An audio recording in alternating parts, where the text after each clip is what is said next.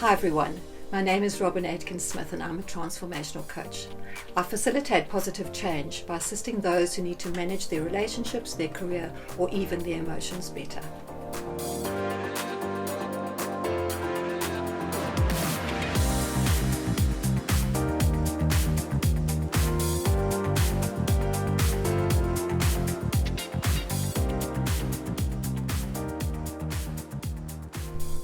Hi everyone, my name is Robyn Aitken-Smith and I'm a transformational coach.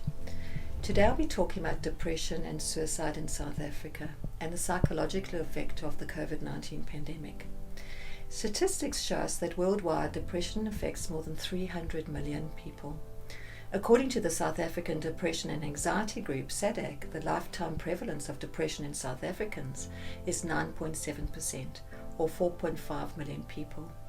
While sadness is a normal human emotion and is a healthy response to any kind of loss, disappointing outcome, or hurtful comment, depression is an abnormal emotional state.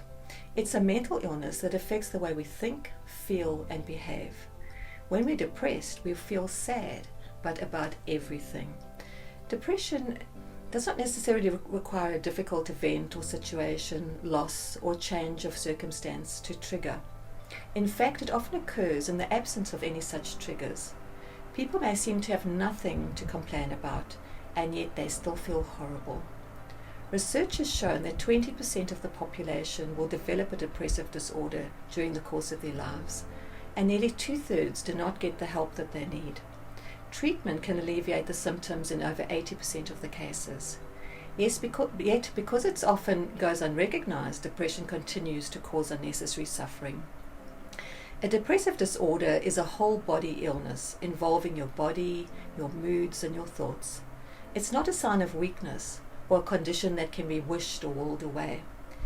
People with a depressive illness cannot merely pull themselves together and get better.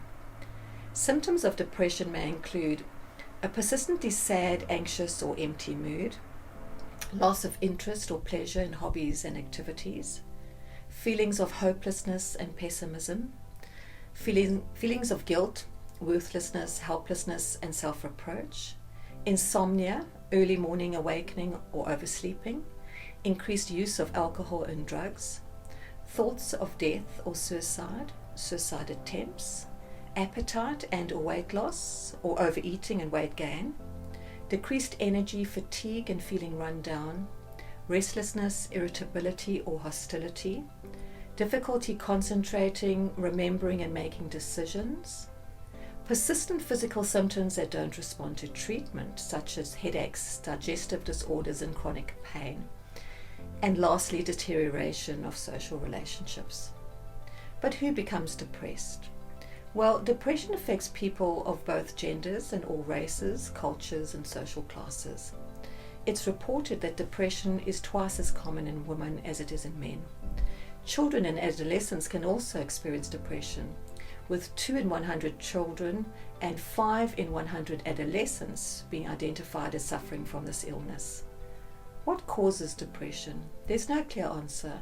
For each person, there's a complex individual pattern of factors that work together to either cause or prevent depression at any given time. Sometimes it's possible to point to a specific event that seems to have triggered depression, but at other times depression comes on for no apparent reason, even for individuals whose lives are going well. Some possible reasons for that include external events such as relationship difficulties, financial worries, legal problems, retirement, stress or grief, genetics where close relatives have had depression, biochemical or physiological factors like an imbalance of brain chemicals called neurotransmitters, medical conditions, for example, like strokes, Cushing's disease and thyroid problems, certain medications like the treatment we take for high blood pressure, birth control pills and steroids like cortisone, and also alcohol and other commonly abused substances. Some cases of depression will lead to suicide attempts. For every person who commits suicide, another 10 will make an attempt. The very nature of depression allows for suicidal thoughts and ideations to present as a very real concern in the lives of those suffering from severe depression or perhaps those who've been suffering for a long time. Although most depressed people are not suicidal, most suicidal people are depressed. Serious depression can be manifested in obvious sadness, but often it's expressed instead as a loss of pleasure or withdrawal from activities that had once been seen as enjoyable. Such withdrawal brings on isolation and perpetuates sadness and negative feelings, making suicide a very real concern. Factors that point to an increased risk of suicide in depressed individuals are extreme anxiety, agitation, or angry outbursts, excessive drug and or alcohol use and abuse, a history of physical or emotional illness, talking about or suicidal thinking or ideas, overwhelming feelings of worthlessness and guilt, and speaking and moving at an unusually slow pace.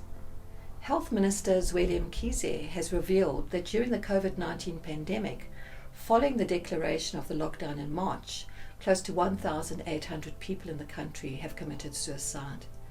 Mental illness experts say many South Africans are increasingly experiencing depression due to financial burdens and stress brought about by the pandemic and the resulting lockdown.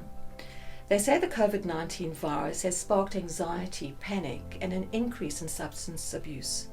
People are feeling lonely during lockdown. Their lives have mostly stopped, which impacts a lot on their psychological functioning and well-being. And people are suffering in silence, without anyone to support and understand. Along with the stigma of mental illness, symptoms of depression and anxiety may be exacerbated at this time. If you're experiencing the signs of depression, or you suspect a loved one may be suffering, then don't hesitate to contact your doctor or other health professional or organization for help. For any queries you may have or thoughts you'd like to share, please feel free to contact me. Looking forward to hearing from you.